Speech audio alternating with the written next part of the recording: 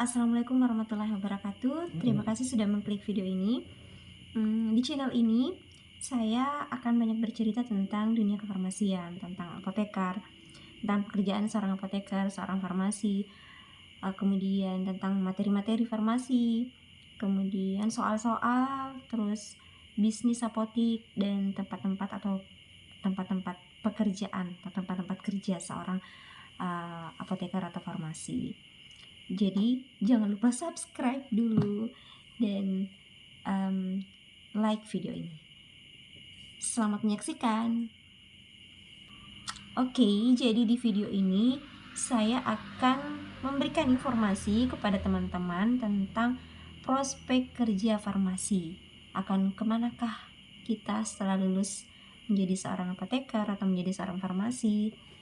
Itu bisa menjadi gambaran untuk teman-teman yang saat ini lagi bimbang biasanya di semester awal, apakah saya melanjutkan kuliah ini sampai akhir ataukah saya menghentikan di sini karena saya sudah tidak sanggup dengan lab. Jadi ini bisa menjadi gambaran ya untuk kamu yang saat ini merasa seperti itu. Kemudian ini juga bisa menjadi gambaran untuk teman-teman yang di semester akhir atau untuk apoteker yang sementara UKOM, persiapan UKOM. Setelah UKOM ini, setelah selesai dapat STR, dapat ijazah, saya mau kerja di mana? Semoga ini bisa menjadi gambaran untuk teman-teman. Saya merangkum sebanyak 13 tempat yang bisa menjadi pilihan untuk kamu bekerja setelah lulus. Tapi yang saya rangkum ini bisa jadi masih banyak tempat di luar sana, masih banyak, cuman hanya kebetulan saja ini yang saya dapatkan. Nah, kita mulai saja. Tempat yang pertama yang bisa menjadi pilihan kamu adalah industri farmasi. Untuk teman-teman yang suka semasa kuliah mungkin suka teknologi farmasi, suka kimia-kimia, nah bisa di industri farmasi ini. Industri farmasi ini ya, maksudnya banyak di Indonesia, jadi bisa menjadi pilihan untuk memulai karir. Kemudian yang kedua itu adalah rumah sakit, baik di rumah sakit pemerintah maupun di rumah sakit swasta. Itu sangat terbuka kesempatan untuk bekerja di rumah sakit. Bisa untuk di pemerintah ya, bisa sebagai PNS, maupun di swasta juga sebagai tenaga pegawai kontrak, itu bisa. Jadi sangat terbuka kesempatan untuk di rumah sakit. Di rumah sakit itu bukan hanya di bagian pelayanan ya, tapi di bagian pengadaan obat, di bagian manajemen, banyaklah bagian-bagian yang bisa disentuh atau membutuhkan apoteker maupun farmasi di dalamnya. Tempat yang ketiga adalah puskesmas.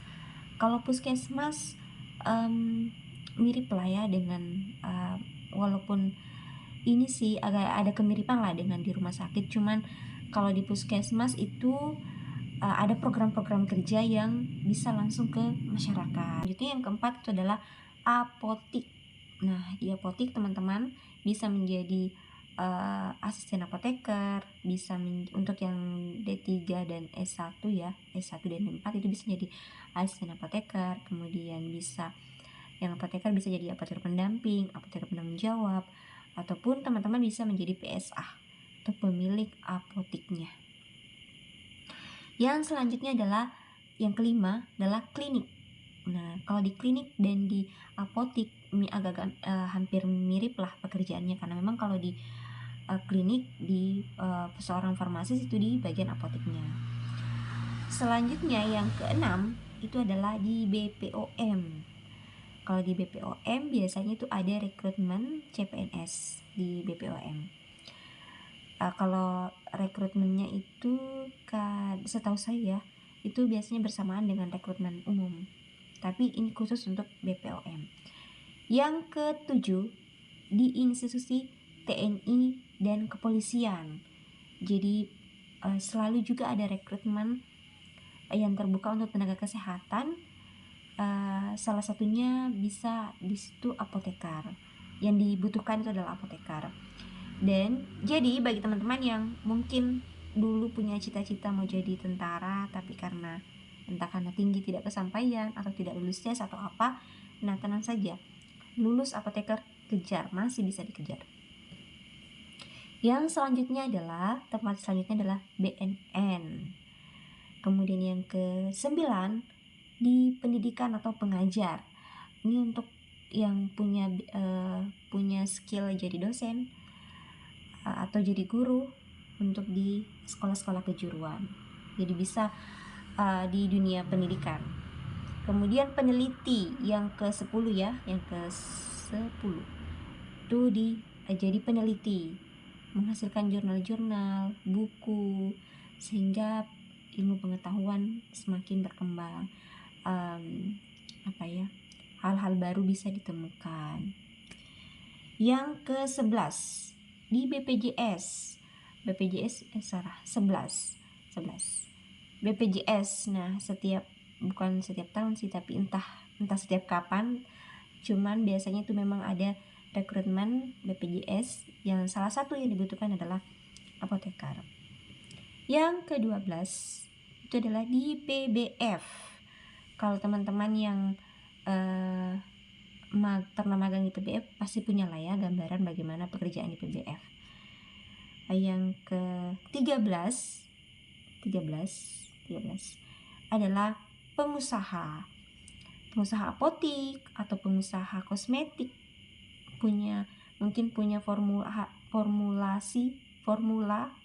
mungkin punya formula kosmetik atau skincare yang lain, atau punya produk-produk farmasi yang lain, itu mau dikembangkan, dibuat usaha. Tapi mungkin paling banyak mungkin di apotik, karena kalau apotik, seorang apoteker mau buka apotik setidaknya tidak bayar apoteker lagi dan setidaknya bisa punya gambaran atau sudah punya ilmunya tentang pengelolaan apa yang boleh dan apa yang tidak boleh dilakukan. Jadi demikian beberapa tempat yang bisa menjadi pilihan kamu setelah lulus sebagai seorang apoteker. Semoga ini bermanfaat untuk teman-teman. Next video kita akan bahas lebih banyak lagi tentang pekerjaan kefarmasian. Tapi semoga video ini bermanfaat dan mengundang kamu untuk mengklik subscribe.